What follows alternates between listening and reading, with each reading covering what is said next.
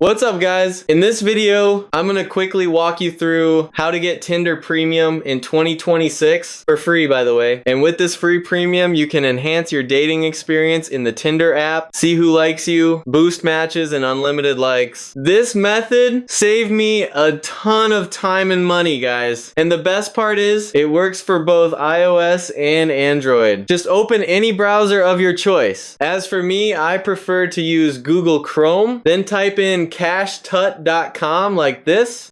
It will then bring you here, and once you are on this page, you want to scroll up until you find Tinder. Then you want to tap on it.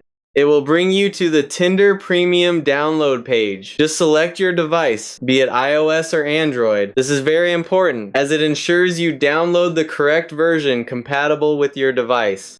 And just like that, it will then begin the installation process. I will speed up this part, but make sure to wait for it to reach 100% to complete your download successfully. Then the download size for your device will appear. Just tap on the this button. It may bring you to this page to verify your device version. Just follow the instructions correctly. It takes just 1 to 2 minutes to do. This is just a way the server confirms the most suitable version for your device.